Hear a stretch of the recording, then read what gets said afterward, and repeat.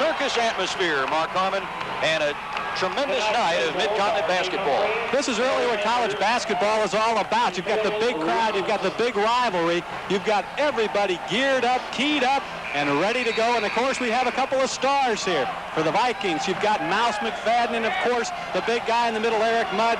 For the Bears, they'll come at you with that scrappy, aggressive defense that they've been known for since Charlie Spoonhour took over. You know, I think it's an important point. People think of Cleveland State as a team that scores a lot of points, maybe isn't interested in defense. Nothing is farther than from the truth. Their defense creates their offense. Phil Robinson puts the ball in the air, and the tip is controlled by the Vikings. Mouse McFadden, he, of course, never played high school basketball, but led the MQ in scoring last year. Bounces it down low to Hersey Strong. And Cleveland breaks on top 2-0, and they will set up this press after made baskets and after missed baskets. There's that press that Cleveland State always throws at their opponents. Stuckey across midcourt, and the Bears are safely in the half-court game.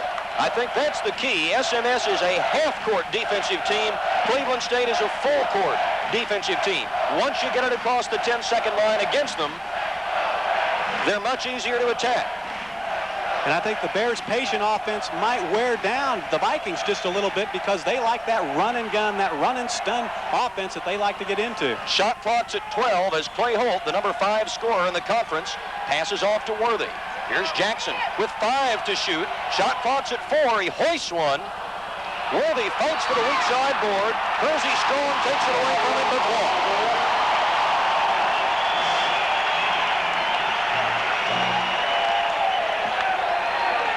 2-0, Cleveland State. We've played a minute. Fresh 45, of course, on the shot clock after the ball handling violation on Strong, who's a 6'5" senior from Cleveland and a starter for the first time in his career this year. Jackson off to Worthy, stands 6th in the conference in rebounding at 7 per game and scoring 14 points per outing. 28 to shoot as Worthy finds Holt, and a whistle and a foul and a long to Stuckey, and it goes against Cleveland State. And we mentioned at the start of the game that the foul situation will be a big, big factor in this ball game. The Vikings bench a little bit deeper than the Bears, and the Bears are going to have to watch it, make sure they don't get into foul trouble. Foul is on 33. Eric Mudd, the 6'8" senior from Cleveland, who missed all of last year because of a broken wrist. Actually played about 5 games, but was granted a hardship year. Here's Lewis from 3.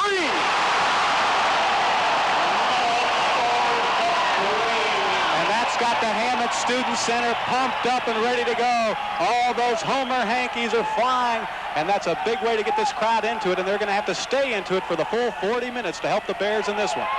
McFadden in on the post to Bradley, and traveling cold against the 6'8" junior. Cleveland State has had a lot of trouble getting started. Even at home, Western Illinois had them down 14 and a half, and Eastern had them down at the half. Here now is a baseline violation against the Bears. It'll turn the ball back over to the Vikings. But Kevin Mackey has stressed to his team all week long they cannot afford to get themselves buried on the road, especially here in Springfield. Inbounds to Mudd, and they take the lead. Mudd is 220 pounds, 6'8". He's very, very strong. He's back this year. He injured his wrist last year, was not eligible to play. He was granted a hardship year this year, and he's back and playing with a lot of authority, averaging 17.5 points a game. 4-3 Cleveland as Holt passes off to Lewis in the corner. Bears, of course, coming off a disastrous game Monday night on the road, a 70-44 loss at Western Illinois. Holt down low to Worthy. Stan Worthy wide open on that play, and the Bears have run that play effectively in the last 4 or 5 ball games. Stan Worthy just slips away from his man, gets open for the easy, high percentage shot. Well, they've worked it about the last 140 ball games because that's Charlie Spoonhour's game, the tremendous interior passing. McFadden in trouble. Now passes to Kenny Robertson for a jam. And Kenny Robertson's brother, you might remember him. He's got 7 brothers, but one of them, Alvin Robertson, plays for the San Antonio Spurs. And was an all-time great of the Arkansas Razorbacks, and now it traveled on Worthy, and he was forced into it by McFadden. That's an example kind of how the Cleveland State pressure forced a passive turnover. They didn't actively steal the ball there, but just the presence of that pressure created the mistake. Cleveland State has so much speed. Here you see Robertson going up strong for the two-handed jam. He's just 6 feet tall, 180 pounds, but he's a leaper. 6-5, Cleveland the lead in the ball. McFadden creating. Robertson goes for the tip, but Holt has the ball. The Vikings shooting only 47% from the floor. They'll shoot a bunch, they'll miss a lot, but they're a tremendous rebounding team. Here's Holt. Three-pointer! Baseballs at full court, and a blocking foul on Worthy. Larry Nimmers makes the call. That's the first foul on SWMS. It's good to see Clay Holt get off to a good start like that, hitting the long bomb, the three-pointer, and then they come right back. Cleveland State wastes no time. The long passes, they zip right down the court and pick up the foul. Strong appeared perhaps to have traveled, but they really was forced into it by Worthy bumping it. Inside it comes to Mudd, over Stuckey and off the glass. Eric Mudd now with 4 points, and we are tied at 8, and we have the war we anticipated. And the Bears effectively breaking that press. Three-pointer on the way, off the mark for Holt. Worthy rebounds. Holt the tip. It won't fall, but it's a two-shot foul against Cleveland. Right there, you saw one of the key things that we pointed out at the top of the show that'll be a big factor is the Bears hitting the offensive boards. There, Stan Worthy rebounding the Clay Holt miss. He goes back up strong, did not get the hoop, but did draw the foul and can put some more points on the board and break this 8-8 deadlock. Cleveland State is averaging 41 rebounds a game. Bears only 30 rebounds a game, but it's all relative. There are more missed shots in Cleveland games than SWMS games. Stan Worthy, a 70% free throw shooter, makes it 9-8 SWMS. Bears with 4 men averaging in double figures, led by Holt at 16 a game, Worthy and Stuckey 14 apiece. Worthy now has 4 points on this night. It's 10-8 Bears, and they will press, and Stuckey nearly had it stolen.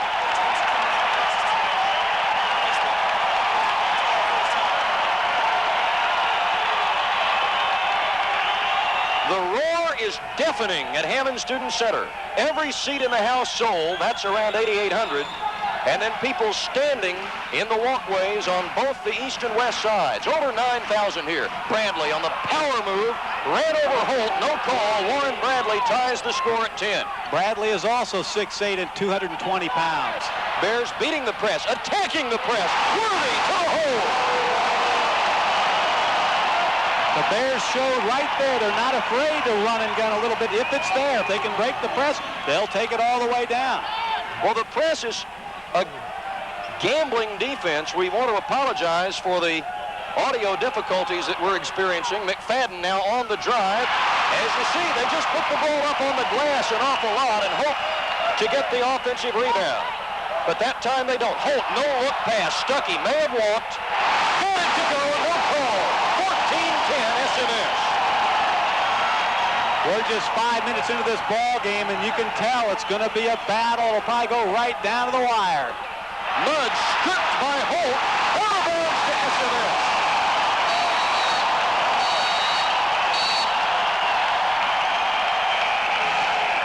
Steve Malloy, a chunky 6'6" junior from Roxbury, Massachusetts, into the game.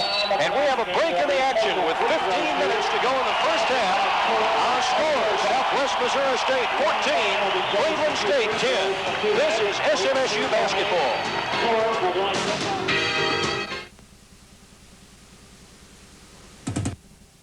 January clearance sale is now in progress. They've red tagged everything on the lot with super low prices. There are lots of new arrivals, each one tested, cleaned, and reconditioned, so you can be sure there's something to suit your taste and price range. Best of all, every single vehicle qualifies for 9.9% financing. The cleanest used cars, trucks, and vans in all of Southwest Missouri are at Lipscomb Motors, 1450 St. Louis in Springfield.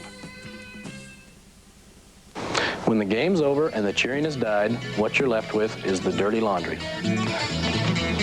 Handle the tough jobs with a GE washer and dryer from Foster's Fine Furniture and Appliance in Marshfield and Springfield. And with the purchase of a washer and dryer, you get a free Dirty Dunk basketball goal for the kids. We also have great buys on GE ranges, microwaves, GE built-in dishwashers, and GE refrigerators. You've got the winning edge with GE and Foster's Fine Furniture and Appliance in Marshfield and Springfield. Welcome back to the Hammond Student Center, where the Southwest Missouri State Bears lead the Vikings 14-10. There, a strip by number 32, Clay Holt, to stop a drive. This is really what college basketball is all about, Art. I mean, the entire community of Springfield, everywhere I went all week long, all they were talking about was Kevin Mackey and his Vikings of Cleveland State. The whole city has been pumped up for this for a week now. And a word for the Springfield News Leader. They had about 6 stories about the game this morning. The Cleveland people said the Browns and the Steelers in the playoffs don't get that kind of coverage in Cleveland. Well, this is a bigger game than those games. I think so. At least it is here. Bears a 4-point lead and the ball. SMS leads the series 6-5, having beaten Cleveland 2 out of 3 last year. Holt on the penetrating move, off to Stuckey, pump fake and scores. It's important that the Bears show right off the bat that they can go inside on Cleveland State. Cleveland State is a bigger team. They've got a couple of guys 6'8" in there. They've got that chunky number 40 Steve Malloy in there, but it's important for the Bears to show they can go inside to Stuckey and Holt and Worthy. Here's Mudd on the hook. Holt tried to save it, but stepped on the baseline. Cleveland State will retain the ball. We want to welcome those of you who have joined us on the Tempo Network. Art Haynes along with Mark Harmon and Basil Robinson from Southwest Missouri State University's Hammond Student Center in Springfield, Missouri. Bears steal the inbounds. Lewis to Worthy.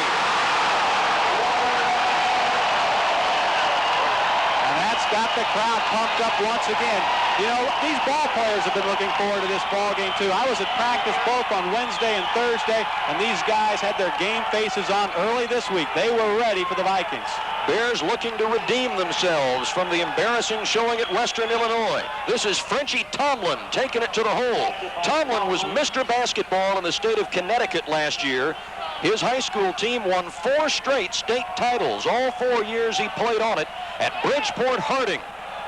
And Warren Bradley also from that same school. Ball kicked now, fresh 45. Bears keep it, leading by 6. You have to think Frenchie Tomlin had a lot to do with that. Just as a freshman coming in, he's averaging 8.8 points a ball game. And it is Tomlin pressuring the inbounds play, but Lewis gets it to Holt. Bears have attacked the Cleveland State press. McFadden fell down. Jackson had a little bit of an opening, but the Bears don't press the advantage. They rarely will shoot real early in the 45-second sequence unless they have a mismatch. And when you have a team like Cleveland State that likes to run, likes that up-tempo game, this can be frustrating, and I think that Charlie Spoonhour takes advantage of that. Doug Lewis off to Clay Holt, 3-point shooter. Look at Mudd, sky for the rebound. He's averaging 10 rebounds a game. That's number 1 in the Mid-Continent Conference. He was the 2nd leading rebounder in the league 2 years ago. Malloy now with a hook in the lane over Holt. Malloy has just played 7 games. He's just been eligible again, and he's been a big factor coming off that bench to help out in the pinch.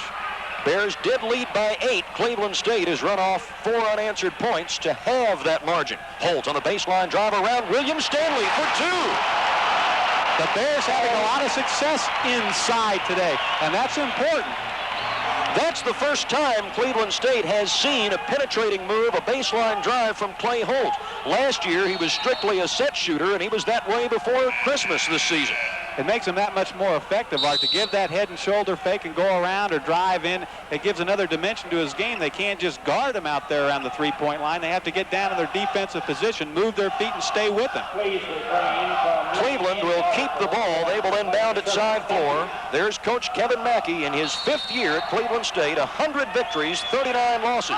Charlie Spoonhour, 5 years at SMS, 98 victories, 42 losses. Their records nearly identical. Their methods so different. Mouse McFadden is the mouse. His first 2 points of the night. He's averaging 20 points a game, 2nd in the conference behind Parker of Northern Iowa, whom we saw last week. This year, Kenny McFadden has moved from that off guard, that number 2 guard, to the point guard. He likes it quite a bit there, and of course, if he goes into the pros, that's where he'll have to play at that point guard situation, so he's enjoying that new role this year. Oh, look at Holt's pass, and Stuckey couldn't handle it, but Lewis saves it. Now this is Keith Jackson.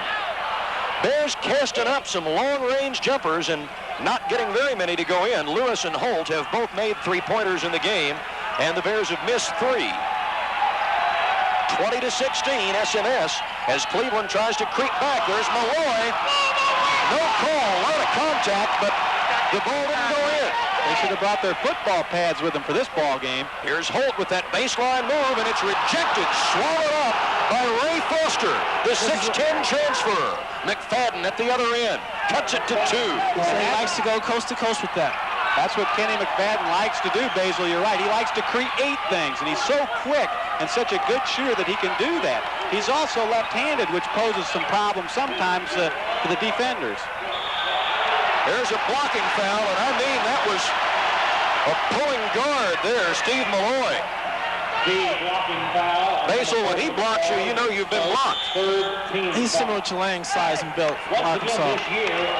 10 minutes and 51 seconds left in the first half. Bears 20, Cleveland State 18. This is SMSU basketball. The Thompson boys add new meaning to Pontiac excitement with factory cash back up to $1,400 on 1987 Pontiacs and factory savings on 1988s adding up to $2,050. Plus, the Thompson boys huge discounts on both. Plus, pocket $1,500 cash back on all new vans in stock. So hurry and save while the Thompson boys add up the savings this week on downtown St. Louis Street, in business since 1919. The first name in copiers probably isn't the copier name you think of first. But it's a name that links speed and performance with uncompromising reliability and makes innovative technology simple to use. For meeting the needs of every size business, business relies on the most popular copiers in America. From personal to high-performance copiers, the choice is Canon. See the full line of Canon copiers at Inland Printing Company, with offices in Springfield and Joplin. Welcome back to the Hammond Student Center. And Basil, a lot has been said about the offensive exploits of these teams, but defense is going to play a big role tonight as well. That's true. Clay Hull has the baseline drive, but Warren comes over and he blocks it. Nice block off the glass. And that set up a hoop by Mouse McFadden as he just took it the other way, came down, banked it in off the glass. Cleveland State thus far has employed 9 players in the ball game. Ray Foster, who blocked that shot a moment ago, is a 6'10 junior transfer from San Jacinto Junior College in Houston. He started on their national JUCO championship team as a freshman 2 years ago. SMS did lead 18-10. The lead now is 20-18. We're almost midway of the first half at packed standing room only Hammond Student Center. Oh, a steal by Kenny Robertson. Anticipation by Kenny Robertson. Tried to wait for Worthy to see if he could get a three-point play. Worthy did not foul him, but Kenny Robertson ties the game. That was a heads-up defensive play. He now has 43 steals on the year. He's second in the Mid-Continent behind Eric Chen of Western Illinois in steals. And we're tied at 20 as Cleveland State is in the midst of a 10-2 run. Kevin Mackey calls Robertson his best all-around athlete. He can really do it all. It's very definitely a half-court game right now. That's to the Bears' advantage. But Robertson made it a full court with a steal a moment ago, and there's a travel on Stuckey, which will wipe out the basket. Number 44, Dixon, into the game. Cleveland State has forced 317 turnovers from its opponents in its first 14 games. And Basil, that is just typical of the way they traditionally play.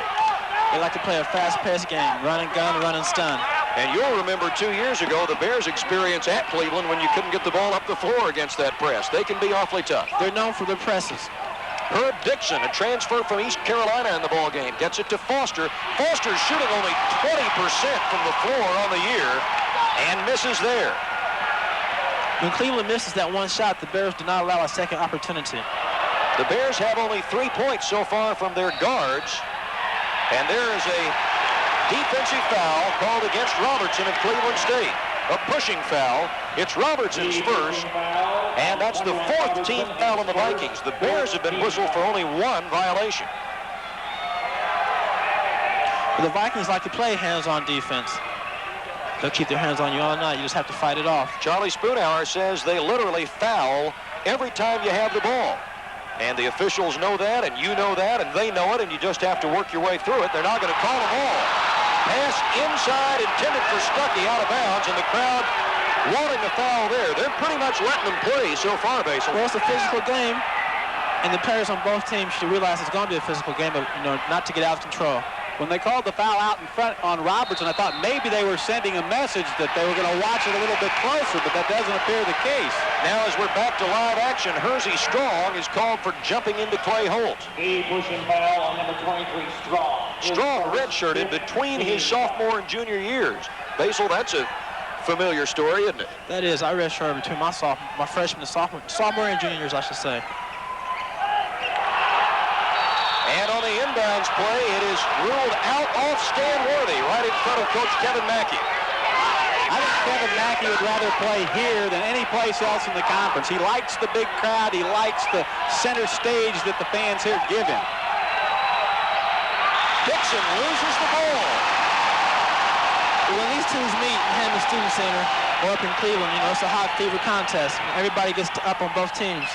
Here in the Temple, Charlie Spoonhour is 69-9, including 8-1 this year. Bears have won 7 straight at home since losing to SMU.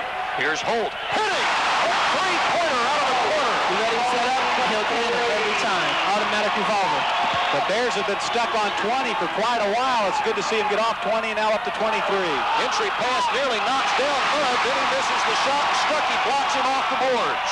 Kelby Stuckey trying to show that he can control the inside paint on his end of the court, and that's what he's got to do with Eric Mudd. Stuckey averaging 7.5 rebounds per game. Has the ball offensively and scores over Mudd.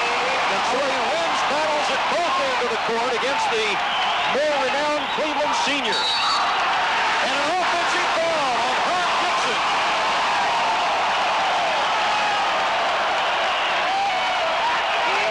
Kevin Mackey with his patented arms folded demeanor in front of the Cleveland State bench now claps his hands and tells Herb Dixon what he did wrong.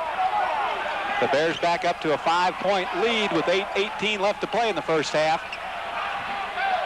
Against the Viking pressure, Keith Jackson dribbles across the timeline. All week long at practice, Coach Charlie Spoonhour had his team working on quickness and agility drills, and then they'd go into the full court press. They were preparing for this. They knew they were going to be thrown there, run and stun style of play, and they worked at it all week long. Holt thought about it from 3. Strong there on him. Here's Doug Lewis missing the 3, but the loose ball rebound to Worthy. So we have a new 45 seconds. 7:43 to go in the first half. Bears by 5 and in control of the ball. Holt winning his battle with Strong so far. This is Doug Lewis. And the first 3 points for the Bears, and that's still been the only backcourt scoring for SMS. You can hear Coach Spoonhour yelling out, handle it, handle it. Interesting matchup there, I was going to point out, between Stan Worthy at 6'5" and number 00 Warren Bradley, the 6'8", 220-pound power forward. Last year he played center when Eric Mudd was injured. This year he's moved to the power forward slot. A foul, and Cleveland does the Bears a favor as the shot clock was down to 4. And Keith Jackson was going to have to force something, and he was bumped on the way up by Kenny Robertson. It'll be a 2-shot foul, and that's the second personal on Robertson. On a play like that, the defensive man should just let the player go up and shoot the shot, because at that point, Keith really didn't have a good shot. Keith Jackson at the line. He's a good shooter. He hits about 75% of his shots from the free throw line. Hasn't scored yet tonight, so this will be a good opportunity for him to put his name in the record books there for the evening. The crowd quiet here as the at-home team shoots. Bears are up to 71% from the line on the year. That's been about typical of Spoonhour's 5 SMSU teams. Cleveland State making only 61% from the line, and as we said earlier, 47% from the floor. Jackson's second one is good.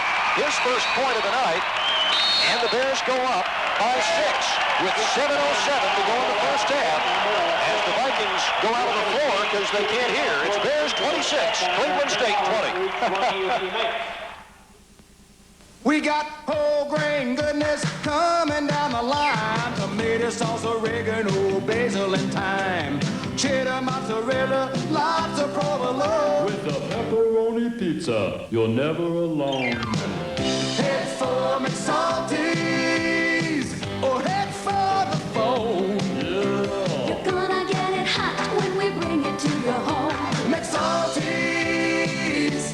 Pizza Cafe. In Christian County, Ozark Bank has been your partner in progress since 1906. Now they're making banking even more convenient with their newly expanded Motor Bank, complete with 24-hour automatic teller machine. After 81 years of friendly hometown service, Ozark Bank just keeps getting better and better.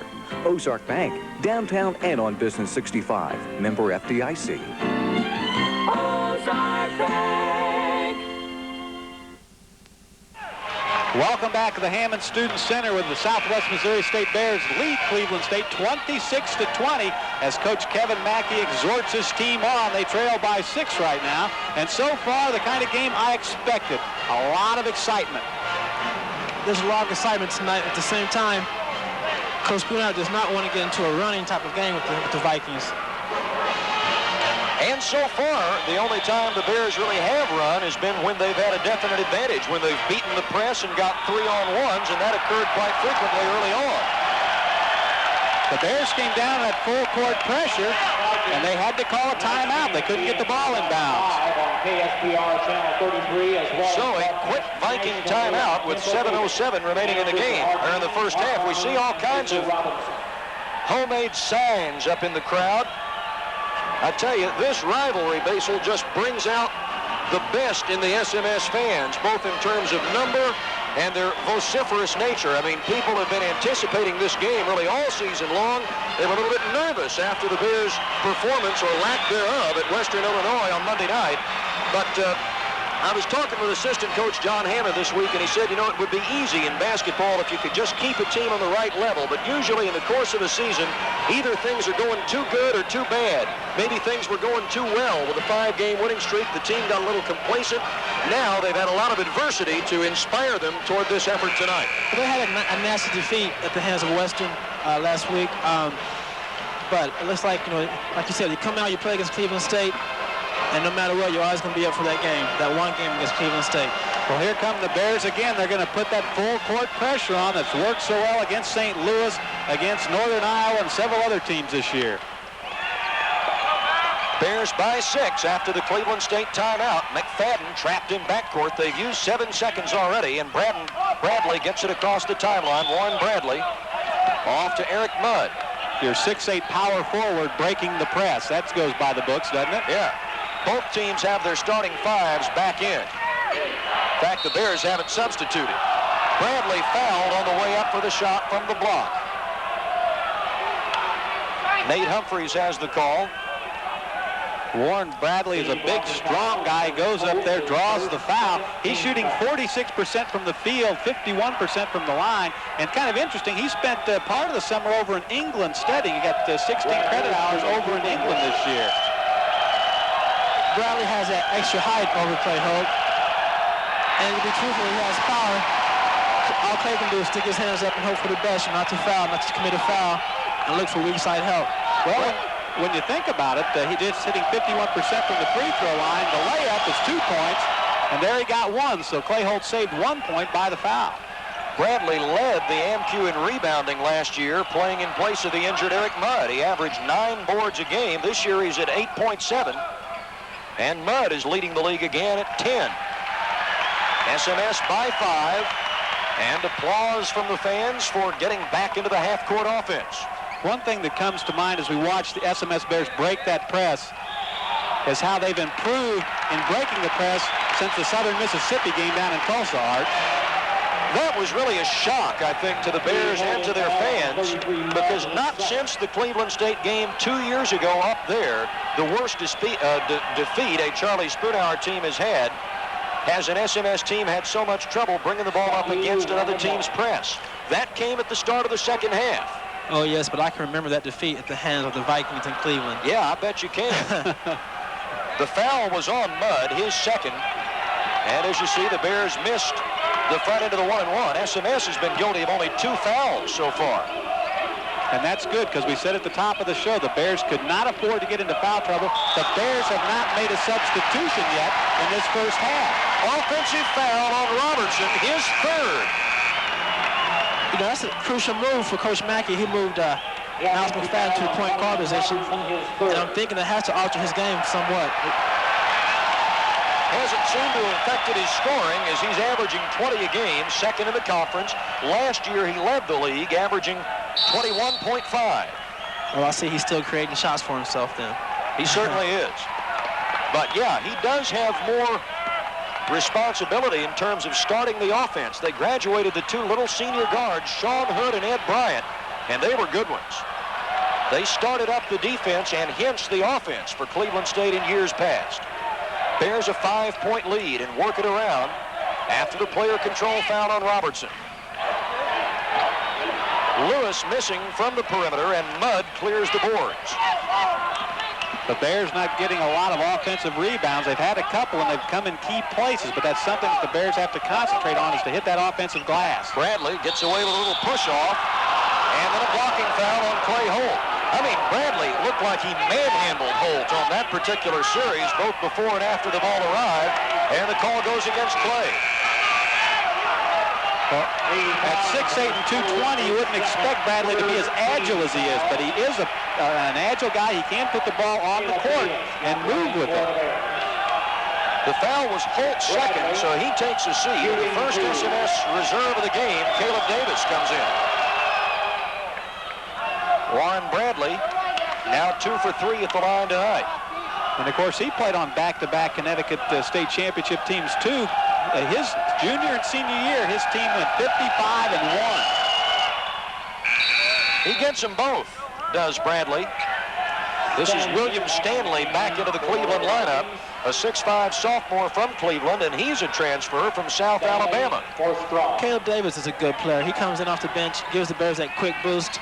I like the way he plays. Marty Edelman, the executive sports editor of Springfield newspapers, predicted in his column this morning the Bears would win by 3 and that Davis or David Brewer would be the hero off the bench. Well, the Bears need a hero right now as they give the ball up in backcourt and really not extreme Cleveland State pressure to which they gave it up. Here's Stanley. Stanley was out way before the game today, about 6 o'clock this evening, shooting jumpers. His right hand or left hand is all taped up, but the assistant coach there said it's just a matter of a couple of jammed fingers, nothing really too serious. Nice pass into Caleb Davis. The assist to Worthy. Exactly what I was talking about. Caleb Davis has seen more and more time as the season has progressed. He's a great leaper, a great athlete. And it'll be interesting to see how he matches up on the defensive end against Bradley, because he's giving up a lot of weight. That great interior passing. Here's Frenchie Tomlin trying to create a shot. And in the rebound battle, the foul is going to go against Cleveland. I think Mr. Bradley was just too aggressive on that rebound attempt. They are a great offensive rebounding team. Charlie Spoonhour said about half of their rebounds come on the offensive end. They just bang at it and bang at it. Bradley picks up his second foul, and that gets Steve Malloy back in. 6'6", 230. Well, they're not hurt for size, are they? Not at all. This is a little bigger Cleveland team than they've had in years past, with both 6'8" post men, Bradley and Mudd, and they can bring the 6'10" Foster off the bench. We're going to get Billy Brown into the SWMS lineup now, the first backcourt substitute. And the 6-foot freshman from Springfield replaces Keith Jackson in the lineup. Those two guys, Mudd and Bradley, aren't really tall enough to be called twin towers, but you might call them twin mountains or something, because they're so strong, and they're both about 220. Caleb Davis, way off target. 28-23 is the SWMS lead. Here's McFadden. Someone really has to step out and stop McFadden on the dribble. You can't let him penetrate in there like that, because he'll create something and bank it off the glass or dish it off to one of the bigger guys inside. So it's important for the Bears to stop him out 20, 25 feet from the hoop if possible. But the big key thus far has been the Bears' defensive rebounding. They have foiled Cleveland's strategy of throwing the ball up off the glass and getting second and third shots. There's Worthy! Nice move. Stan Worthy has 10 points, and as a senior, he knows what this Cleveland State rivalry means, and he wants to have a good game tonight. Bears last year lost by 5 at Cleveland, but won here by 12 in the regular season and by 3 in the finals of the Mid-Continent Tournament, 90-87, after leading by 17 early. 3:25 to go in the first half. McFadden over Lewis. It goes, and the foul on Doug.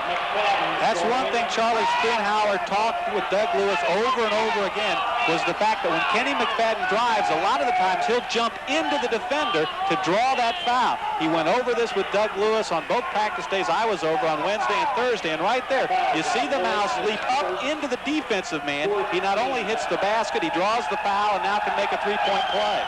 The thing with Mouse is, when I guarded him last year, he's an excellent player. He has a good shot, but he misses half those shots. So if you let him shoot outside, half of the times he will miss it. So if you cannot, commit the foul. There's really an art to being able to jump into the defender and make the shot and draw the foul. There's a 10-second call against the Bears. Charlie Spinhauer up stomping his feet and pointing at the shot clock, but it was down to 34. It did seem like a quick 10 seconds, but you look up at the clock, and it had run down from 45 to 34. Now, referee Larry Nimmers hands the ball to Steve Malloy, and we're ready to go. 30 to 25, SWMS, and a break in the action with 3:09 to go in the first half. Southwest Missouri State leading Cleveland State by 5 at Spoon's Temple of Doom. First game in the University Plaza Hotel, April. When it comes to buying office equipment, do business with someone who carries the best product and provides the best service when you need it. D&D Office Products has been serving the Ozarks since 1975, using their line of fine Toshiba copiers to meet every business need. And D&D is proud of their service department, staffed by 8 factory-trained service people. You can depend on us now and in the future. D&D Office Products, 2041 South Stewart. Friendly Ford thanks you for making us the #1 volume Ford dealer for 87. It's true. For the last 25 years, Friendly Ford has sold more new cars and trucks than any other area Ford dealer. We want 88 to be even better. And to start off right, for a limited time, you can get $600 cash back on a new 88 Taurus. Save $22.44. Or get $400 cash back on an Escort. Only $128.54 a month. Choose from 50 Escorts or 75 Taurus and get up to $600 cash back only at Friendly Ford. Friendly Ford, friendly is our first name. Welcome back to the Hammond Student Center, Spoon's Temple of Doom, and so far the Southwest Missouri State Bears lead the Cleveland State Vikings 30 to 25. An interesting contest so far, hardly fought, lots of bodies banging around, and right now we go to the voice of the Bears, Art Haynes. Thank you, Mark, and it is Mouse McFadden being picked up by Doug Lewis. Billy Brown now on the other side, guarding Frenchie Tomlin, the freshman from Connecticut. Oh, and Tomlin, a nice move. He's a strong, quick player. He comes off the bench, but he's actually their 3rd leading scorer at 8.8 points a ball game. Bears in a little trouble against the press again. Billy Brown. Now it's 3-on-2, and Worthy. Up to 12 points on the night. And that was a good play for him to avoid the charging foul. Bears have burned that press more often than they have given the ball up tonight, by far. They've only turned it over against the press a couple of times, once on that 10-second call before the last break. It's 32 to 27 SWMS as Kevin Mackey assists the ball boys and the officiating crew in wiping up some wet spots on the court. I think one thing that has helped the Bears is the fact that they knew from the outset that they were going to get 40 minutes of full court pressure, and they were able to prepare for that. Kevin Mackey is not one to change his style of play for any of his opponents. His theory is, you beat me. You know what I'm going to do. If you can beat me, you beat me, but I'm not going to change. And so the Bears worked on it all week long, and as you say, it's been one of the keys to their 5-point lead right now is the fact they've been able to use their composure and not make the turnovers, not make the mental mistakes. Because the keys to breaking the press is passes, passes, not dribbling, passing the ball. Passing the ball on the part of the guards, and then the forwards coming out to meet the ball. Come to meet the ball. And not just standing around. McFadden, as Lewis fell down, takes it to the hole. And Mouse is up to 8 points. It's 32 to 29. Bears by 3, just over 2 minutes to go in the first half. There's a good pass to beat the press and get the ball across the timeline.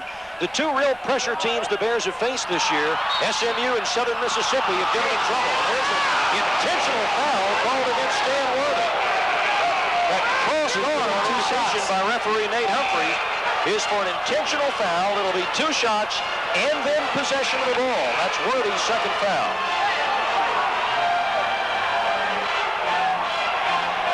The crowd here at the Hammond Student Center did not like that ball one bit. And of course, when they call an intentional foul, not only does the player get the 2 free throw attempts, but they also get possession of the ball this year.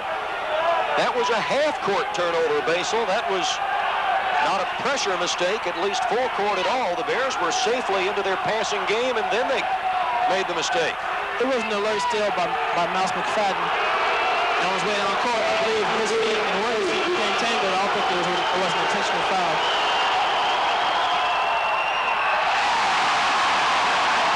This right there brought the Hammonds crowd to their feet. They're waving those Homer hankies, those handkerchiefs right in his face. A little bit reminiscent of today's Kansas-Notre Dame game up at the Athletic and Convocation Center at the University of Notre Dame, where the Irish beat Kansas today 80-76, and it's the same type thing. They wave their hands, they wave their handkerchiefs, and distract that free throw shooter. Cleveland State now gets the ball because it was an intentional foul, and this could be a game-tying three-point play. McFadden does tie the score at 32. I think Coach Mackey is about to turn Mouse McFadden loose. There's a travel call on Doug Lewis. And the pressure is getting to SMS a bit. Cleveland State, as we said earlier, has been a slow-starting team. They have definitely not gotten blown out here in the first half tonight. To the contrary, we're tied with 1:47 to go in the first half. And Basil, they must take a lot of pleasure in that they have adopted to the crowd and to the SMS ball club and played them on dead even terms. They come in here, this year, last year, and they feel like they're at home, and they're comfortable playing here. This has got to be the wildest atmosphere Cleveland has seen this year, other than Freedom Hall in Louisville, one of their 3 losses. Well, when Cleveland State plays at home, they play in an arena that only holds 3,000, so they get to a place like the Hammond Student Center that's got 9,000 people here. It pumps them up as well. There should have been a goal, Tim, on Foster. No call. Now we do have a foul call against Ray Foster, but goodness, Basil, it looked like the ball was on the way down. It was goaltending. You have to give Kelby Stuckey a lot of credit for hanging with that play. He goes up. He thinks it's a goaltending call, but he was able to go, grab his own rebound, then go back up for the second shot and draw the foul. Stuckey will be going to the line shooting 2 with the game tied at 32. You'll recall he made a bunch of free throws down the stretch last Saturday to help the Bears hold off Northern Iowa. Kelby, the Coors Player of the Week this past week for the first time in his SMS career. Charlie Spoonhour still yelling, that should be a bucket. But that's not the call, and Stuckey gets only 1 at the line. It's SMS by 1, 33-32. 1:14 to go in the first half. And Bradley beats Caleb Davis on the overplay. Davis went for the ball, and when he came up empty, he left Bradley for an easy 2. Cleveland State leads 34-33, their first lead since very early. Now it's 3-on-1. Holt, great job of drawing the contact from Foster, and he nearly got the shot to fall as well. Great one-on-one move because Foster didn't know who to play, Clay or Caleb behind him. And you have to give Keith Jackson some credit there for keeping his composure around the mid-court line, getting the ball up there to Clay Holt, and then it was kind of a 2-on-1 break with Caleb Davis and Clay Holt. Holt made the decision to drive on in and try to draw the foul and get the hoop, and he picked up the foul. Holt's at the line, shooting 2, and the first one is good. He is a 79% free throw shooter. He and Doug Lewis are the best foul shooters on the team. Last year, Holt was well up in the 80s at 83%. He has 10 first-half points. But Clay, his shot has improved so much this year. His confidence. Bears lead 35-34. Frenchie Tomlin, as Foster threw it back out to him. There's the offensive rebound, but he pushed off, and that's free on Big Ray Foster, the 6'10 transfer from San Jac in Houston. Foster left the team at San Jacinto about 10 games into his sophomore season after starting all year as a freshman. Kevin Mackey, Basil, will take on players that A lot of coaches won't. He'll take on players that have moved around a lot with somewhat troubled pass in terms of basketball, and he gets them to play within his system. He does, and they respond to him. You know, they play excellent for him.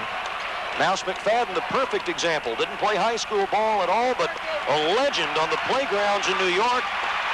Averaged 35 points a game playing AAU ball. One thing to point out about the Mouse is he was a 20-year-old freshman, too, and had to get a GED to graduate from high school, and he's come in, and he's an intelligent kid doing well in the classroom at Cleveland State. Here's Lewis. In the first half. It's down to 2. McFadden. That's after the buzzer.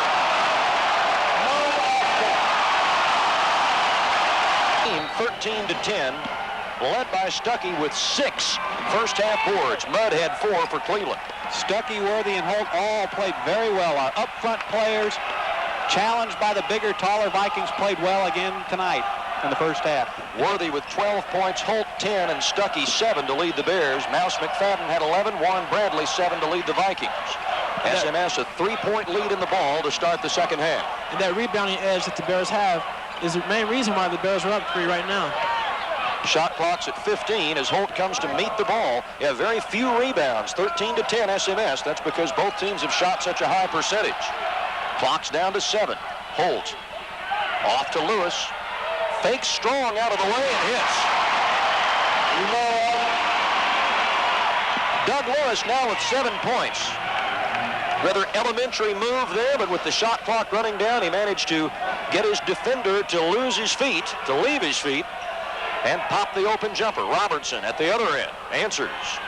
And remember, Robertson has 3 personal fouls, so the Bears might work on him a little bit and try to pick up that 4th foul.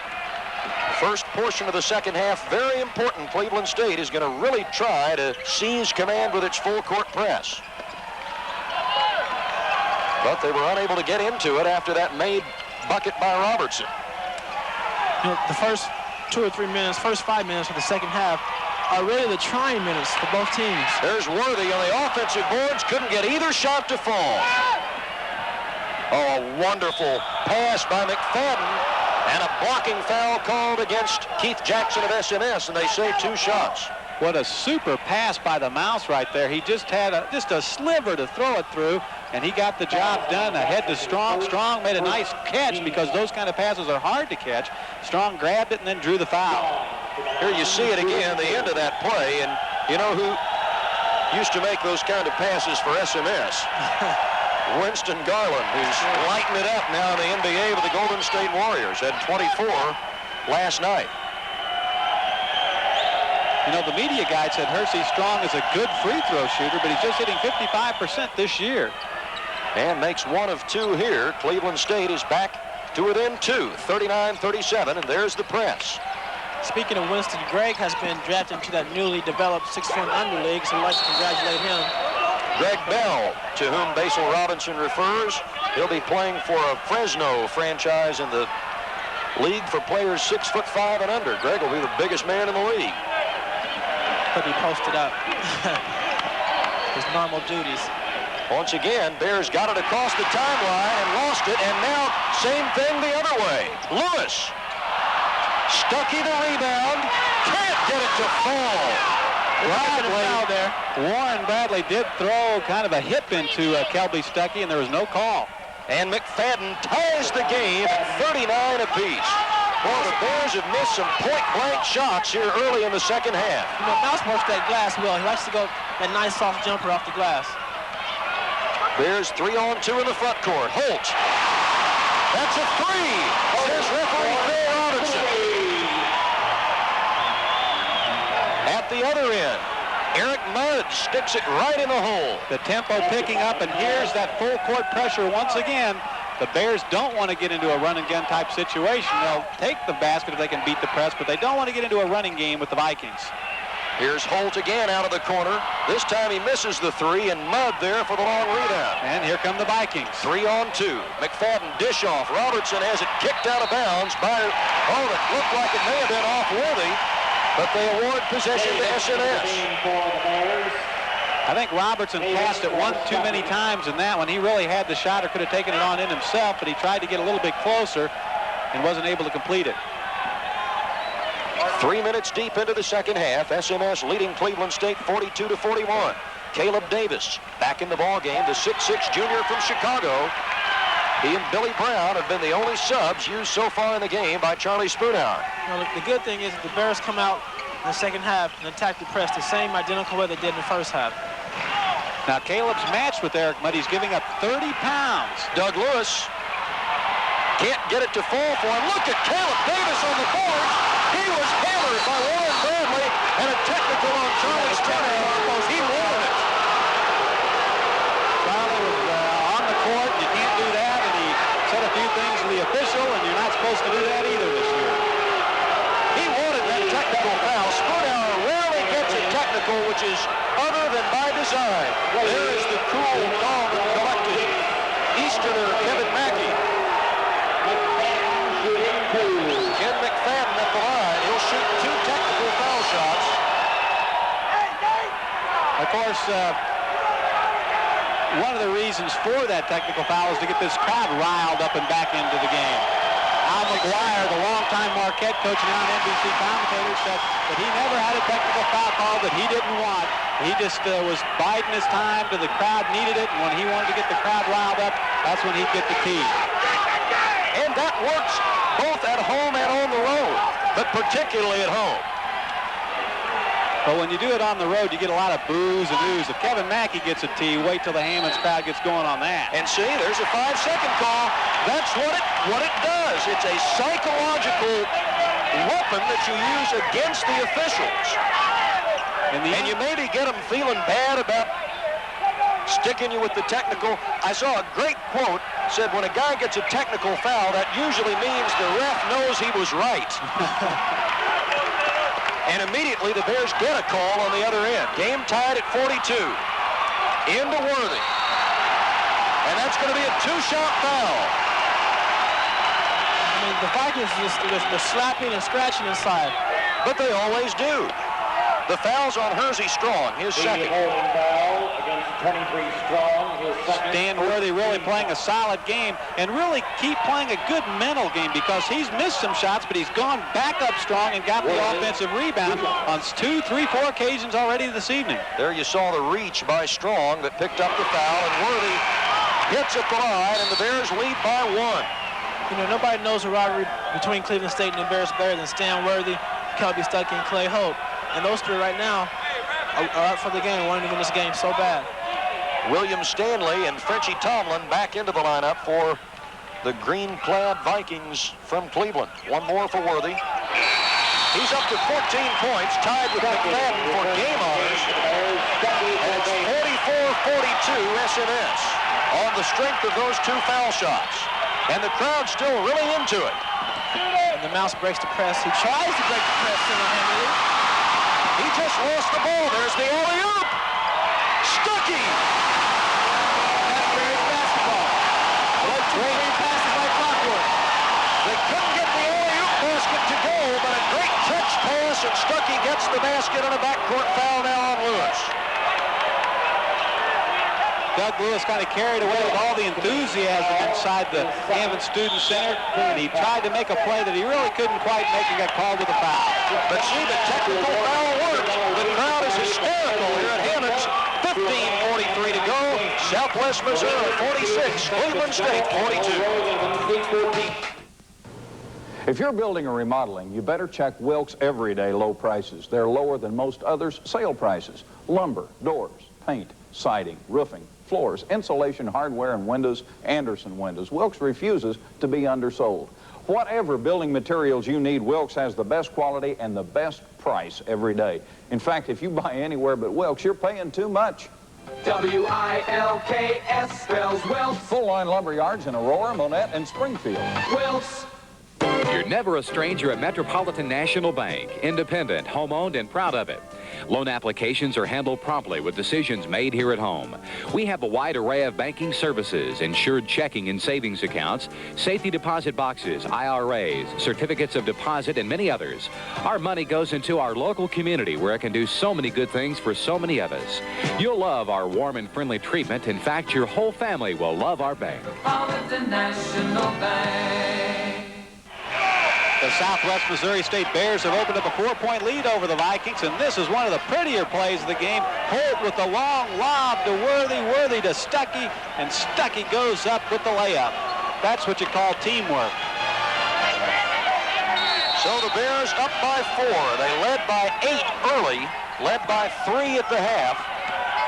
It is a battle. McFadden having a little trouble with the ball now as the Bears applying some pressure to him. There you can see him, though. He's at the point guard this year, handling that ball, and he's almost quick enough to break the press on the dribble, which not too many players can do. Here's Tomlin, guarded by Keith Jackson. In to McFadden. The penetrating move, and McFadden up to 16 points, and the lead is down to 2. McFadden likes the inside position. He likes to go down low and post up. And he's just 6 feet, but he's kind of a shifty little guy, and he can get open in there. Worthy over the top of the press to Holt. Bears want to play a half-court game, and they do it so well. As you see, Holt to Stuckey. 3-point play. Good play. Stuckey got it to fall. They'll count the hoop. It's an excellent play by Holt, because he might have had the shot, but he chose to dish off to Stuckey for the 2-point layup. The foul is on Frenchie Tomlin, his first. Mudd, his third, second team foul.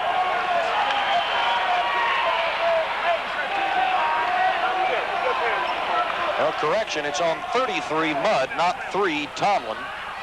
And that's 3 on Big Eric Mudd. And Stuckey completes the 3-point play. And the Bears steal the ball. Jackson to Holt. No look pass to Stuckey. Oh, great. The Bears are playing.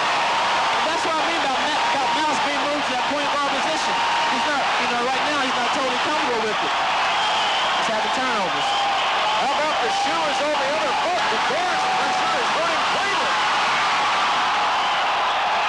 It's volleyball. Finally, Bradley to Tomlin for 2. The Bears work so hard on that series, and Cleveland State winds up with the basket. Boy, you really have to give them credit. Here's Holt. He's lighting it up. He's getting ready to light it up. And the fans are coming alive right now. The lead is 8. That matches the biggest lead of the night. Here goes McFadden with a dish off to Tomlin. An offensive foul, I think. It's going to be an offensive foul on McFadden after the pass. Where's my uniform? Uncle Mo momentum has crept into the Bears' corner. Kevin Mackey is not calling a timeout. He's going to see if his team can right itself right now. But the momentum definitely swinging in the Bears' direction right now. 8-point lead in the ball, but still 14 minutes to play. Lewis pushes it up to Holt. Our Bears have selectively attacked the press, and now it's their own pressure here in the second half that is responsible for opening up the lead. Worthy can't get it to fall, but gets the loose ball and scores. 46 points from the front line of Worthy, Holt, and Stuckey, and the lead is 10. Here's William Stanley. Forcing it in, offensive foul. Those are legit calls. The Viking players are taking the ball inside and they're leaving their feet. That's one thing you should not do is leave your feet and jump into the player. Referee Phil Robinson calls the foul, has made no indication about the basket.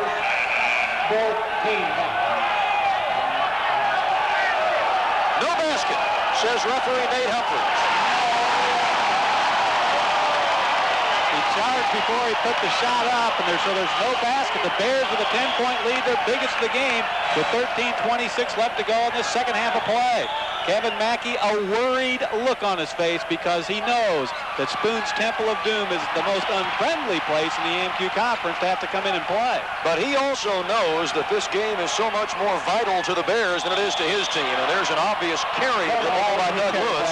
And he knows the Bears will have to come to Woodling Gym on Monday, February the 15th, where the Vikings are almost as unbeatable as the Bears are here. Malloy now playing for the Vikings.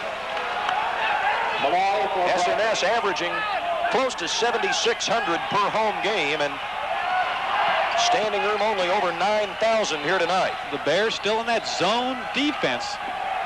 That one was like a three-quarter zone D. Good strategy against the quick Vikings, who are not good outside shooters as a general rule. McFadden on the lob. Worthy had a hand on it, but Malloy gets the garbage and sticks it in. 56-48 Bears as Lewis throws it over the top of the press.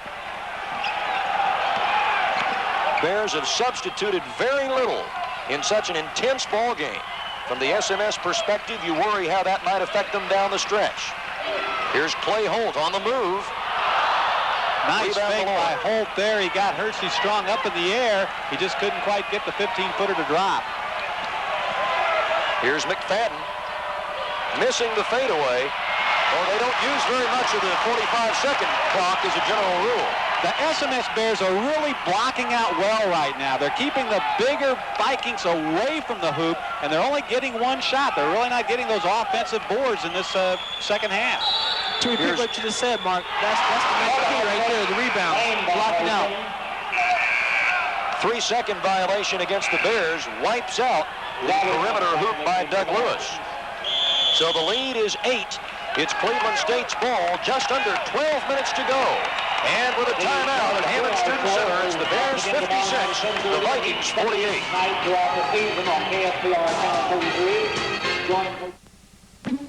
If you choose the right checking account, you could be earning top interest today.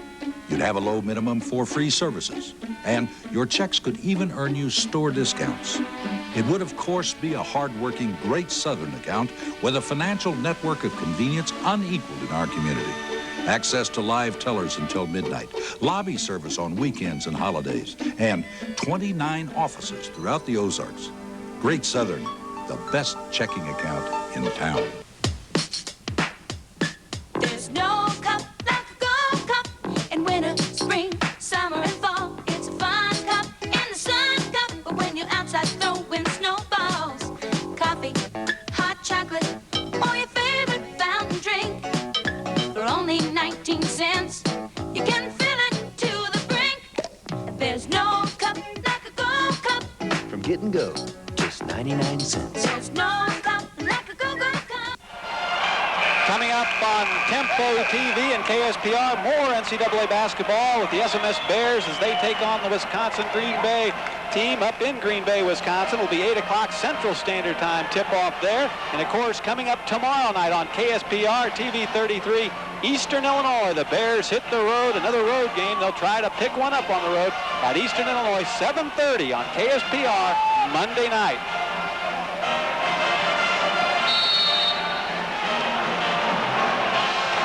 Bears leading here by 8 over Cleveland State. But lots of time left in the game. Mouse McFadden, 16 points and an average of 20 per game. Into Malloy. And he uses the right-hand hook and is up to 6 points off the bench. 56-50, the SMS lead cut to half a dozen. Well, Stuckey and Jackson nearly knock each other down. You got to think that the Vikings are going to try to pick it up, pick the pace up, pick the tempo up a little bit. Kevin Mackey avoided burning a timeout during the SMS run. He waited for the TV timeout, which he got just a moment ago. Worthy going one-on-one over Malloy, air ball.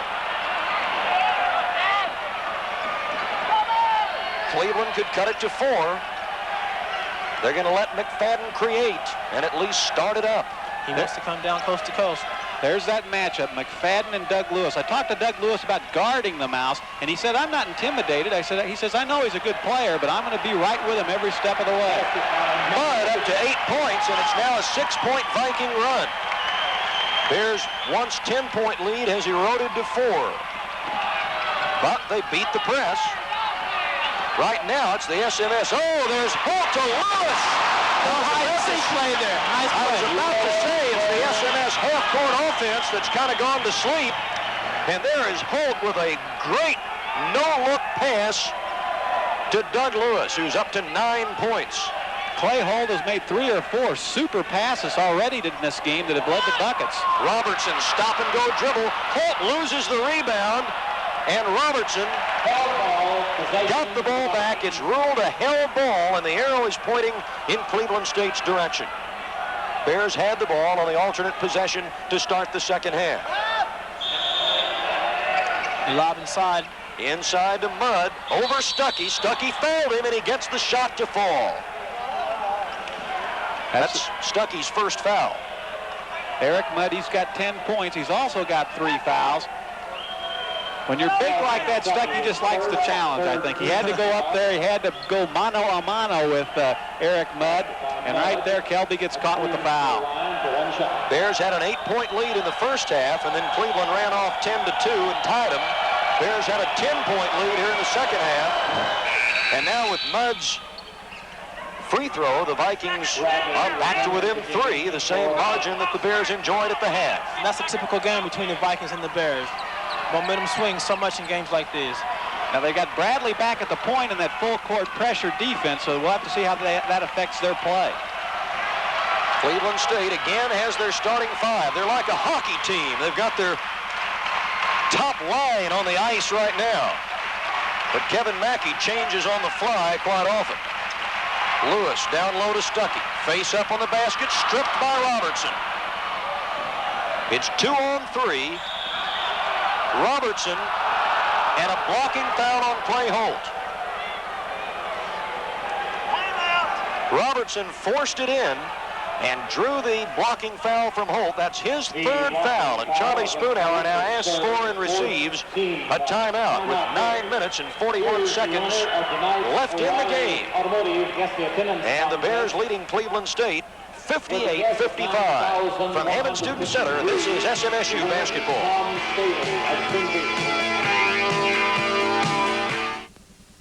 At Jimmy Mitchell Motors in Aurora, nobody beats the style and the luxury of the Crown Victoria and the elegant Grand Marquis. Crown Victoria sets the standard of driving comfort.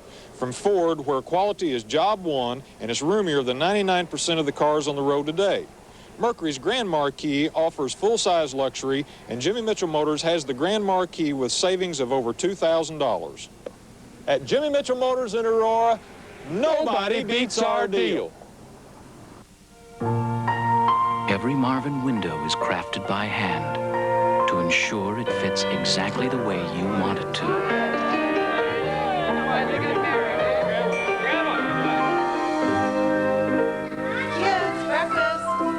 Because at Marvin, we believe a beautiful wood window can add more than light to a room. It can add life. On sale at Springfield Mill and Lumber, located on Central, 1/2 block west of the courthouse, your Marvin distributor. Welcome back to the Hammond Student Center with 9:41 left to play in this ball game. Southwest Missouri holds a 3-point lead over Cleveland State, the same 3-point lead they held at the halftime. Right now, the Bears and the Vikings, it's going to go down to the wire like these battles usually do, Art. Tonight's attendance is 9,154. That's the 4th largest crowd in Hammond Student Center history. 3 people less than were here for the final game of the regular season last year against Illinois Chicago. The record, of course, for the NIT game 2 years ago against Marquette. Stuckey slaps on and hits Cleveland State's inbounds pass. Boy, a big play there. That could be a momentum shifter with 9.5 minutes to go. Cleveland State could have cut it to 1. Speaking of 9 minutes, that last time out. But here's Robertson. Steal by Robertson. Cleveland does a nice job of waiting on those breakaway layups in case the defense fouls them. And that last time out, Coach Spoonhour took it. He said, hey, we still have 9 minutes left. We have to take care of the ball. We're still a long way from home. And the Bears didn't as the lead is down to 1. Here's Holt missing the 3, but Worthy, the weak side board. Most of his rebounds have come on the offensive end tonight. He's done a great job of rebounding. And he's going up against a guy that's 3 inches bigger and 30 pounds heavier. Stuckey and Worthy both averaging over 7 rebounds a game. Last time the Bears had 2 men average 7 or better in a season was 1977. Here's a back cut. Play Holt. Fouled on the way up for the shot. He'll shoot 2. The thing about Stan Worthy, when his offense isn't working, his defense is passing and his rebounding is. The foul is on Hersey Strong. That's his 3rd. Strong, his 3rd. So Strong, Mudd, Robertson, and Foster have 3 fouls apiece for Cleveland State. And there it is, obviously, as the pump fake got Strong off his feet, and he came down on Clay's back. Holds an 80% free throw shooter. About about the only time we can hear ourselves think is right before one of the SMS Bears shoots a free throw. It gets very quiet in the Heyman Center. Holt 5th in the Mid-Continent Conference in scoring, 16.5 points per game. He's up to 18 this night, and the lead is 3, 60-57, with 8.5 minutes to go. 8.5 dramatic minutes, I'm sure. Robertson, nearly a 5-second call. Bob Dixon loses it on the way up. Lewis outlet to Holt. And he's fouled by Robertson. And Robertson can't believe, I think he's upset at himself. He can't believe he did that. He's a very aggressive, a very quick player. And that's number 4 on him, so he'll have to take a seat for a while. And Kenny Robertson was really playing well, really harassing the SMS backcourt. And not having him on the court will hurt the Vikings' cause. But you can't let a call frustrate you. And that's exactly what he did. He will think about his frustrations alongside Coach Kevin Mackey for the next few minutes. Clay Holt, 18 points on the night. Bears leading by 3. Looking for the high percentage shot. There's Holt.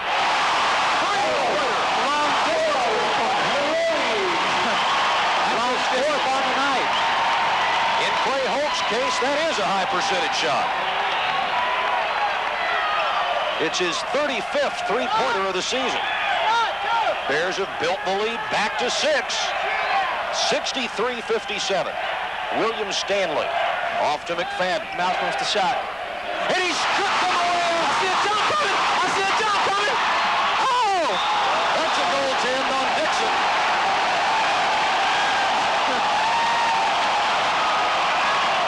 Excellent play by Doug Lewis. Doug told me earlier this week that he would not be intimidated by Mouse McFadden, that he knew that he was a good player, he knew he was quick, he knew he was a good shooter, but he said, hey, I've got a lot of talent too and a lot of confidence in my abilities, and I'm going to go out there and play 40 minutes of basketball and stay right with him and see what happens. And so far, that's really been a key. Mouse he's got some points, he's got 16 points, but Lewis has been right with him every step of the way. Yes, Mouse has earned his points tonight. There's McFadden in trouble. And a 4-second call.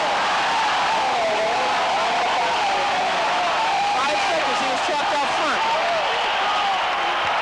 And that'll be the Bears' ball. Charlie Spoonhour likes that kind of defense. 8-point lead and possession for SMS after the 5-second call against Mouse McFadden. This is where the Vikings start playing their hands-on defense. Stan Worthy off to Stuckey. Bears can work the clock a bit now, maybe even more so than usual. Bullet pass, Stuckey, power move. Good pass, good play. That's what you like to see, that unselfish play. That now is 53 points from the SNS frontline starters. Worthy, Holt, and Stuckey. And a foul on Lewis. Out on the floor is McFadden with that little stutter step move caused him to lose his feet, and he bumped the Mouse. That's Lewis's 3rd foul. The lead back up to 10 points at 67-57. Team fouls are 6 on Cleveland State, 5 on Southwest Missouri State here in the second half.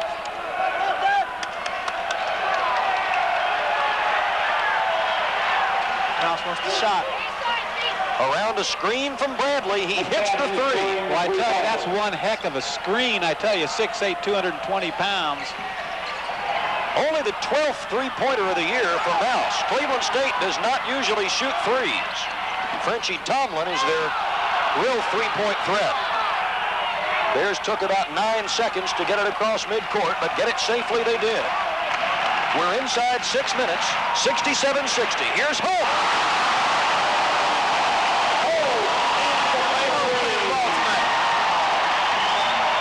That's his 4th three-pointer of the game. At the other end, a foul on the floor before that little finger roll by McFadden. It won't count. It's 70-60 SMS. Foul on Lewis. I think that's 4 on him. And what a big, big shot. There was still almost 30 seconds left to go on the shot clock when Clay Holt let that one fire. But he's a shooter, and when you're a good shooter, you get into that roll. You make everything feels good. And that one hit nothing but the bottom of the net. Boy, it has been a game of ebbs and flows as the Bears have built good leads on 3 occasions, and on the first 2, Cleveland State has come back to tie. We'll see if they can again. It's SMS by 10, 5 minutes and 40 seconds to go. The heat is on, though. This is like crunch time for Mouse McFadden.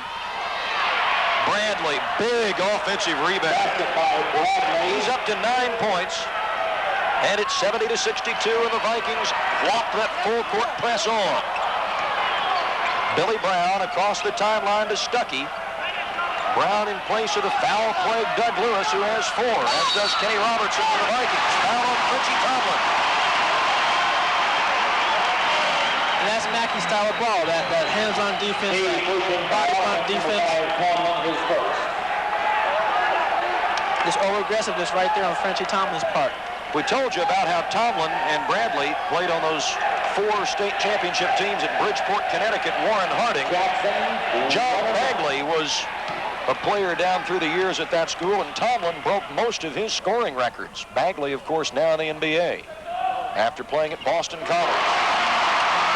Kevin Mackey, a one-time Boston College assistant and a long-time successful high school coach in the Boston area. Hence his recruiting success in New England. Keith Jackson with 1 more foul shot coming. And he has 3 points on the night, all of them at the foul line. Bears by 10, 5 minutes to go. McFadden knocks down Jackson. Boy, it is getting physical. And a foul on Cleveland State.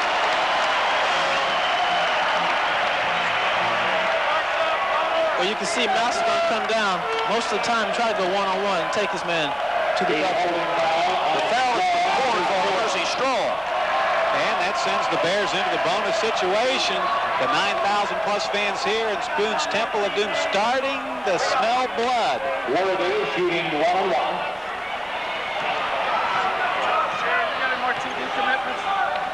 Stan Worthy makes it an 11-point game. Bears now with their biggest lead of the night. And it goes to 12. That's 20 points for Stan Worthy, a marvelous game on both ends of the court for the big senior from Georgia. Charlie Spoonhour looking for his 99th career victory. Here's Strong. May have walked on the drive of the lane. He's called for an offensive foul anyway. And he's out.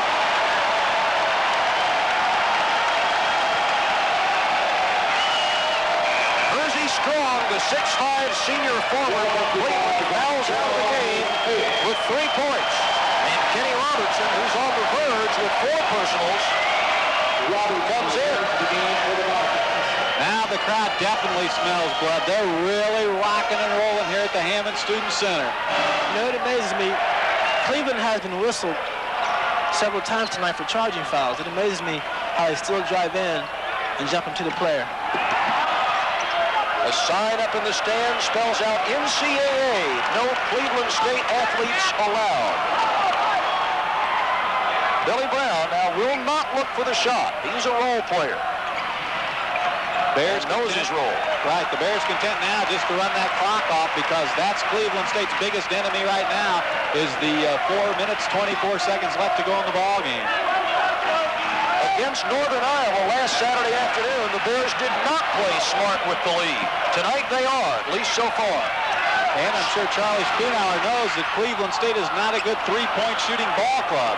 Well, neither is SMS when they're throwing them up one-handed from 22 feet, though. The shot clock is running out, and Holt had to do that. And McFadden, a money basket at the other end. What can you do? Just hold your hands straight up. Good defense on him, and he made it anyway. He's up to 21. Now the Bears beat the press.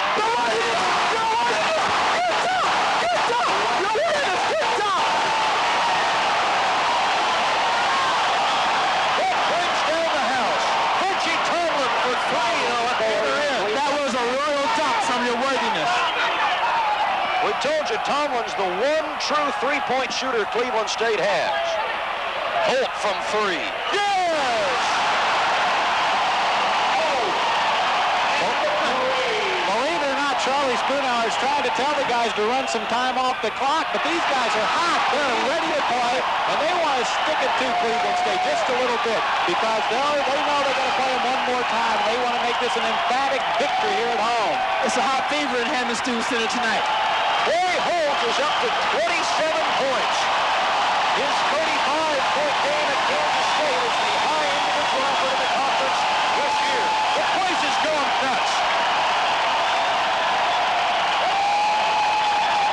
It is a sea of white towels.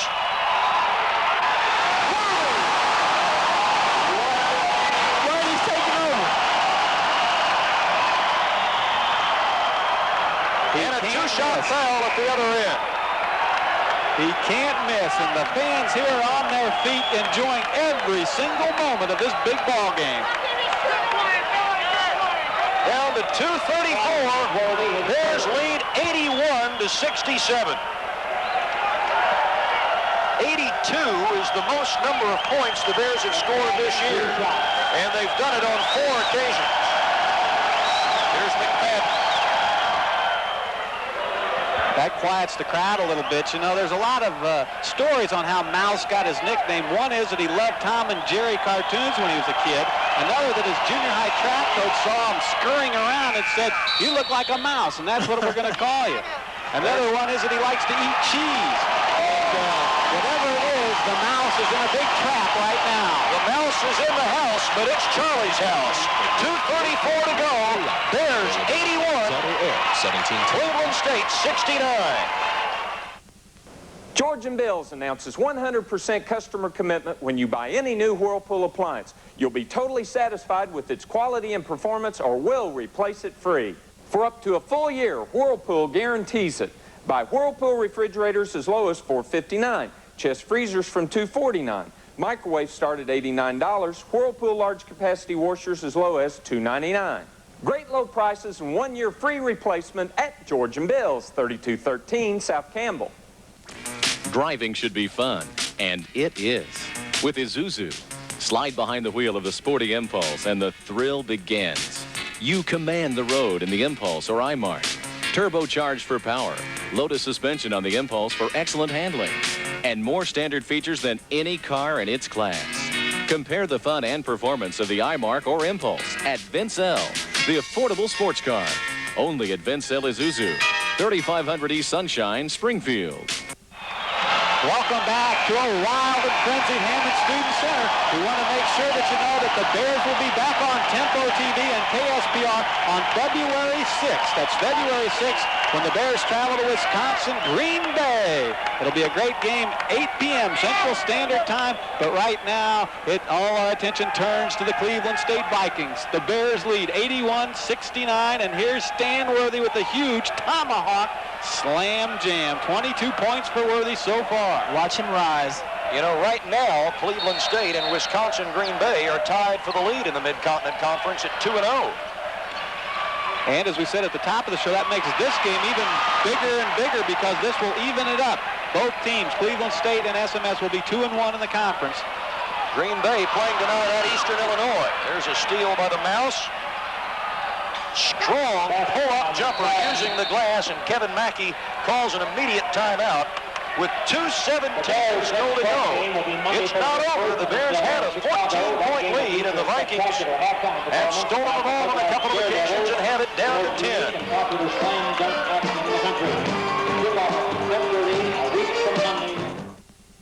They say money can't buy happiness or the loyalty of a good dog. On the other hand, here's what money can buy.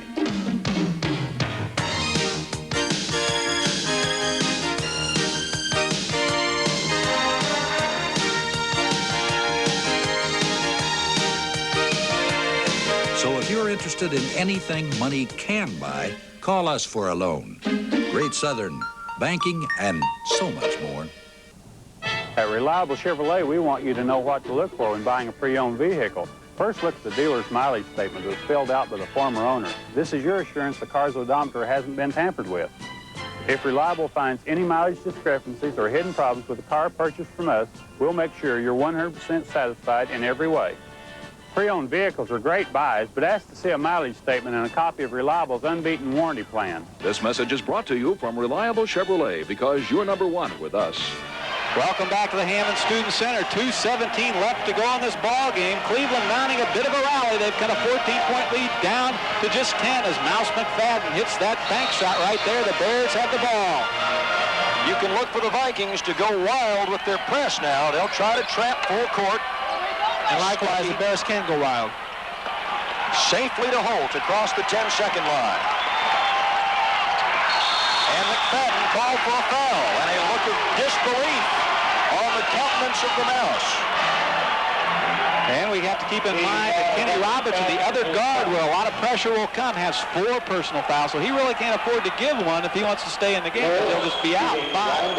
As we've pointed out earlier, Robertson played small forward last year. Bradley played center. Mouse played off guard. They have moved around to adjust for graduation losses and the return of Eric Mudd.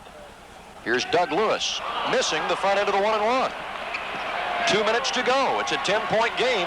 Tomlin, now he was in front of the line, but he missed the shot anyway. And he's really their only legitimate 3-point shooter. Worthy loses it to McFadden. Shovels it off to Tomlin. How about a charge? No call. Basket goes. Timeout, Cleveland State. It's down to 8, 81-73. And a break in the action. 1:40 to go. We'll be right back.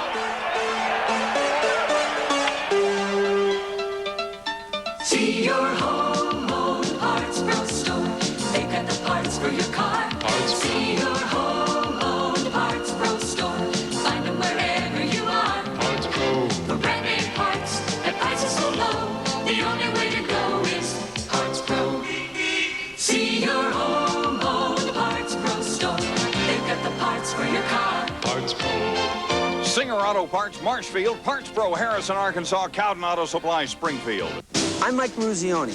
At the 1980 Lake Placid Olympics, I had the pleasure of being the captain of the U.S. hockey team. A dream came true when we went out and surprised the world by capturing the gold medal. Being on that medal stand, surrounded by my teammates, is a moment I'll treasure forever. In February, join me in Calgary as we capture once again the spirit of the games. ABC Sports presents the 15th Winter Olympics. Here in the new spirit, KSPR 33. Welcome back to Spoon's Temple of Doom. The Bears with an 81-73 lead over the Vikings. The Vikings still hard charging as they make the steal, and in they come. Frenchie Tomlin with the shot there. But I tell you, the Bears had a 14-point lead. It's down to 8, but still the clock is in the Bears' favor with just 1:46 left to go in this game. There are some present and perhaps future SMS football Bears. A few football recruits on campus this weekend. Well, I know Jess Branch, the football coach here at SMS, appreciates this kind of enthusiasm by the student body and the rest of the community here in Springfield. It's such a big game like this one. Holt still in backcourt, and now there's a foul on Robertson. And he's gone. The officials were indecisive on that play. Fouls on Robertson, his 5th. Kenny Robertson fouls out with 8 points and joins Hersey Strong on the bench. So Cleveland State has lost 2 of its starters. William Stanley, the 6'5 sophomore from Cleveland, by way of the University of South Alabama, comes back into the game. The book on William Stanley is that he is a good outside shooter. He's just hitting 43% from the floor this year, but the book on him is he's an excellent shooter. He was the Cleveland Player of the Year his senior year in high school. He's coming off a knee injury, a hand injury. He's got his left hand all taped up, but they say he can fire that rock. Clay Holt makes them both. He's up to 29 points. The second highest game of his career. Behind the 35 at K-State, it's a 10-point ball game. Mouse misses the jumper. And the putback is scored by Eric Mudd, and another Cleveland State timeout with 1:27 to go, and we'll keep it right here. You know, Doug and Key played excellent defense that time on Mouse McFadden. When he went up for the jump shot, they backed off of him. He couldn't jump into him to commit a creative foul. The Lakers' next Well, Kevin Mackey, he played it smart. He saved his timeouts until the very end. There were several times when the Bears had all that momentum going their way, but Mackey would wait until the TV timeouts came, and he saved them, and he saved them here for the end, and he needs them.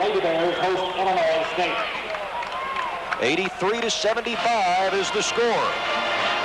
Bears at Eastern Illinois on Monday night. You can see that game right here on KSPR. Those of you watching on our station in Springfield, Channel 33. And we will next be on Tempo Cable as well as KSPR at Wisconsin Green Bay on February the 6th, the Saturday night.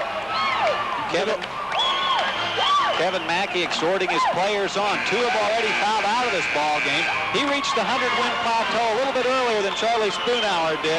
Not that it was a race between the two, but these two guys came in at the same time. They built up two excellent programs. In fact, most would say the two best basketball programs in the AMQ8. Well, if this score holds up, after tonight, Mackey will be 100 wins, 40 losses. Spoonhour will be 99 wins, 42 losses. And for two programs that are so polar opposites in terms of their approach to basketball as well as the backgrounds of the players which they recruit, that's remarkable that they have had almost identical results. There's a timeout by Stuckey, and Basel, a smart one there, rather than risk turning the ball over or getting a 5-second call and leaving the door open for Cleveland State a little bit more. You've got the timeouts left, use them. Take the timeout. You don't want to throw the ball in, have a possibility for them, stealing the ball and scoring. You don't want that to happen. As Cleveland State has done to so many people. Western Illinois a week ago tonight had the Vikings 14 down at the half in Cleveland, had them 7 down with 3 minutes to play, and it wasn't until the 9-second mark when Warren Bradley tipped in a missed shot that Cleveland took the lead and won that game by 1 point. I think Western Illinois, judging on their first 2 games, is really going to be a force in the race this year. Well, as you mentioned, they did that at Cleveland State. Think what's going to happen when Cleveland State goes to their place up in Macomb. Western traditionally plays very well against Cleveland. Conversely, the Bears traditionally don't play well at Western, though they seem to handle the Leathernecks pretty well here in Springfield. They handle most people here, but it's another war with the Vikings. SWMS seeking to go up in the series 7-5 and pull even in the conference race at 2-1. And as we started to say earlier, Green Bay, off to the 2-0 start, is playing this evening at Eastern Illinois. So perhaps it'll be a multiple tie at the top at 2-1 after tonight. The Bears still have 87 seconds to run off the clock and an 8-point lead as Stuckey triggers it inbounds to Lewis. And a blocking foul called in the backcourt against William Stanley. Like you said, Art, little over a minute left, but the fever is still in the house. The fans have not left their seats yet. Basil, at this point in the ball game, when obviously all that pressure is going to be applied, the guard position becomes very, very important. What is Keith Jackson and Doug Lewis thinking right now, knowing that they're the guys that are going to have to handle the ball most likely against this kind of intense pressure in the last minute 26 of the ball game? Well, first and foremost, they're thinking, hey, we have to protect the ball. They have to handle the ball. They have to bring it down, make the good passes, have the big man come to meet it. Mainly don't commit any turnovers. Doug Lewis at the foul line, shooting 1-1. The lead is 9. For a second there, I could hear you guys. It's been deafening here the entire ball game. Now you know what we go through on radio over there every time we play a home game. Here's one more for Lewis.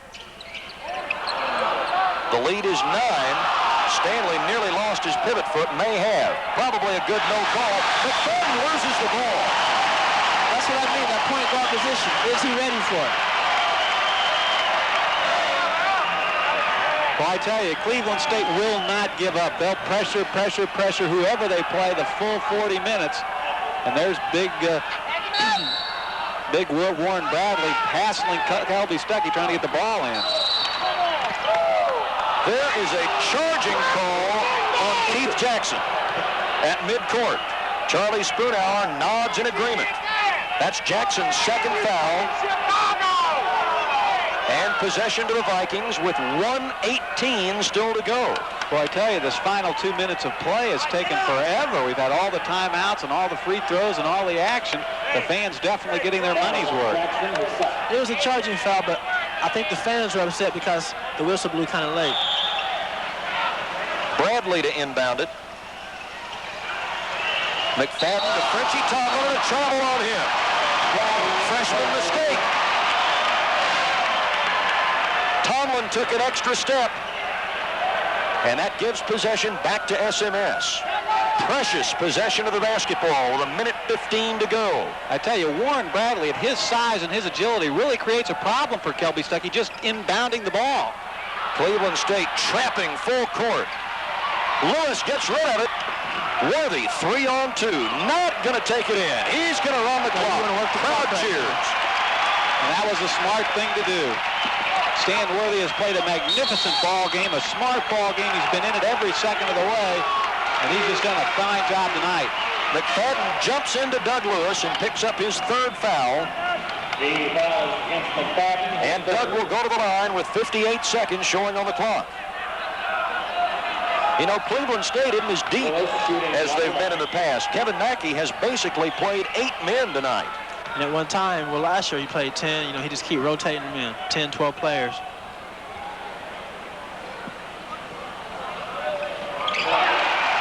By the same token, the SMS Bears have gone pretty much with the starting 5, the 5 that are out there tonight.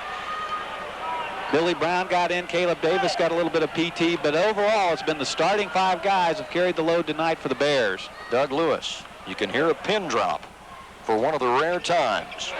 Got them both. When it's crunch time, you go at your 5. You go at your 5 that's going to take you there. 86-75.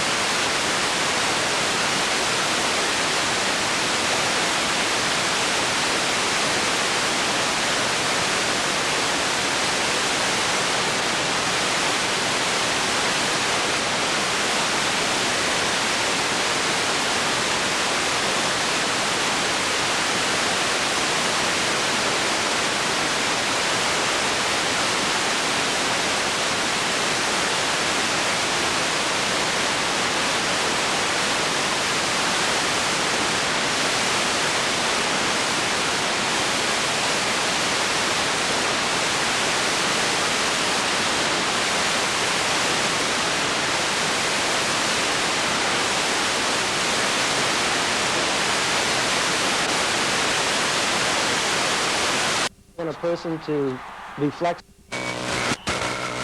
and make the most of it.